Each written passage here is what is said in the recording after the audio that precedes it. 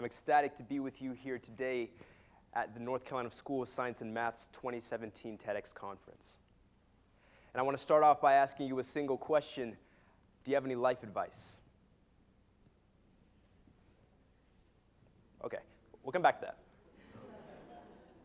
So over the past 575 days, since June 18th, 2015, I've been asking hundreds of people that same question: do you have any life advice? And I've used it to fill up notebooks. This is the second and a half one, because I started one, finished it, started another one, didn't feel right, so I moved on to a third one here. Today, after I write this, or say this speech, I'll be writing my 2,210th note. It really built up over time. So today, what I really want to do is get you thinking backwards. You know, forward thinking, I mean, that's usually the theme of TED. We want to get you thinking about your future. But today, I want to get you thinking about your past and your experiences. I'm going to start off by telling you a little story from my life. And also, some of you may not be used to a slanted haircut, but it's not the worst my hair's been. So here, I wrote a list. And you can't really read it, so I'm going to make it a little clearer for you, of life events. Now, none of these are really going to make sense, but I'm going to explain that first one right here. So when I was young, about 5 years old, probably around the time I was bald, my mom had this glass bowl, all right? Beautiful glass bowl, but it's not the kind you eat out of. It was the kind you put on display. So she put it on a brick wall outside the house. And I was young, and I had a little mud pit, probably about the size of this rug. I'd like to hop in there, you know, lather around like a little pig. I also collected rocks. Now, my parents, when they did the landscaping of the yard, they got these rocks that had all these tiny little fossils in them, all these little clam shells, maybe some little fishes. It was awesome. Now, despite the fact that there were thousands of rocks, I thought each one was so special. So every day I'd go down the driveway, collect maybe 4 or 5, and throw them in my mud pit to hang out with me. And one day I started throwing them, you know. And you know where this is going, glass bowl, rocks, yeah. And I started throwing them past the bowl, and my mom came out, and she said, "Son, don't throw those rocks. You're going to break my bowl." And I said, "Don't worry, Mom. I got this. I'm not going to hit your bowl." She goes back inside. My dad comes out of his shop, and he says, "Son, don't throw rocks. You're going to break your mom's bowl." I said, "Don't worry, Dad." Or I called him Papa, actually. And he gave me that dad look. You guys know that look?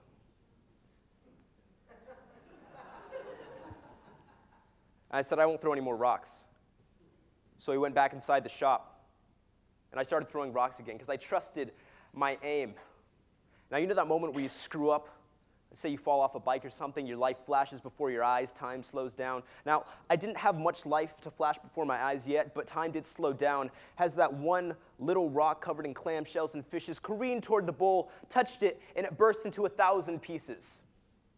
And the first thing I thought was all the choice profanities my mom had taught me so far. Aw, shucks. Drats. And her favorite one in traffic, aw, shoot. The next thing I thought was, oh dear, which parent do I tell first? My mom, because it's her bowl, or my dad, because it's not his bowl? So I told my dad first. I walk in the shop and said, "Dad, I broke Mom's bowl." And he grabs me by the back of the neck and he marches me inside to my mom. And I say, "Mom, I broke your bowl." And she says, "With those rocks I told you not to throw?" "Yeah, those rocks, Mom." And she does that mom thing where she gets down on her, gets a little lower, looks you in the eye to eye. I'm only about yay tall, so. And she says, "Son, you made a mistake. I understand. I hope you learned your lesson." So since that day, whenever I mess up, I tell my mom first. But what that goes back to is I was 5 years old, around there. And now I'm 18. And that little lesson I still carry with me today. See, I want to get you guys thinking about your experiences, what made you what you are today. A good example of that would be to think about your thoughts, okay? You, Buddy, how do you pronounce that last name? Bomsey, all right. Do you ever remember being a little kid and wanting a toy really, really badly? All right. Now, when you were a little kid, you never thought of your thoughts as childish, right? No, they were just as important as your thoughts are now. Me wanting a cookie at 4 years old is just as important as me wanting to get into college now. Not on the large scale, but in my head. Because we are every single age at once. I'm still that 5-year-old that just broke my mom's bowl. But I've had a few other experiences since then. With the help of my little notebook here, I've gotten to meet a lot of interesting people. This past summer, I was in an airport, California. I met a lady named Yvonne from the Ivory Coast of Africa. She told me how her husband had died in February, and she was going to Seattle to celebrate his life with some friends. And the reason I met her was because she was struggling carrying her bag, and she was going to the same terminal as myself, and I guess we're all going to the same terminal in the end. But I said, "Can I carry your bag for you?" And she said yes. And my dad, having recently been amputated, was wheeling around in a wheelchair. He hadn't gotten his prosthetic leg yet. So I'm carrying his bag, and I'm carrying her bag, but the load she was carrying on her heart was much heavier. Yesterday, I was talking to some of the adults at school. A lady named Miss Alex was telling me about a bad dating experience, how she almost went on a date with a neo-Nazi, unknowingly.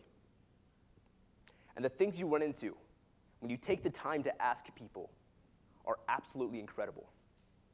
So from my own experience and from the experiences of those I've run into, I'm going to flip through a few things here. Number 5 in my first book. Some people will be beautiful because of what they say, do, look like, act like, think like, etc.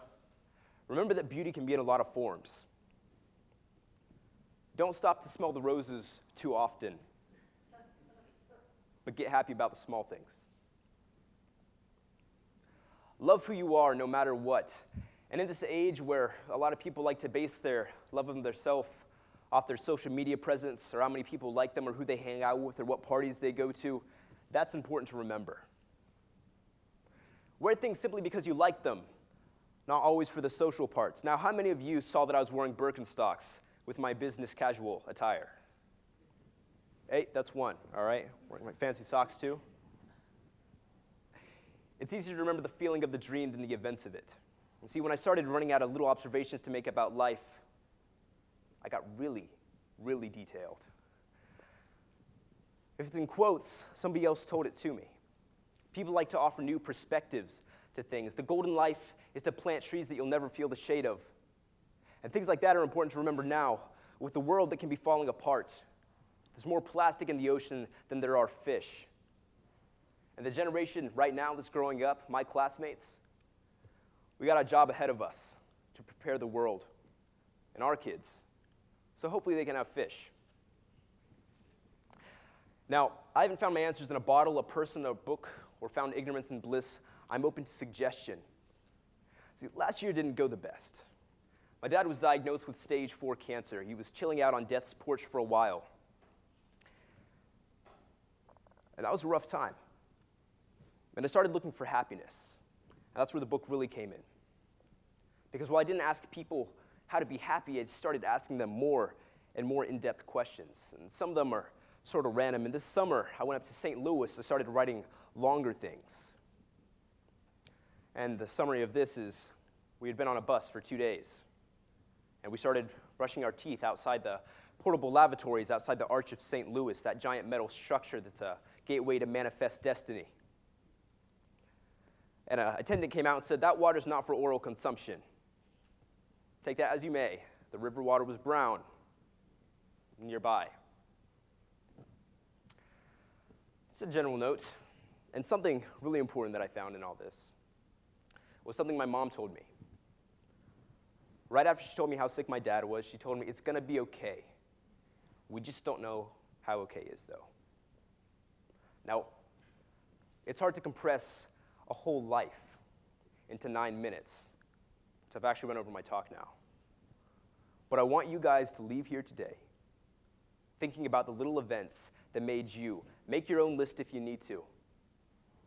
And go off the premise that whatever you remember the most has changed you the most. Thank you.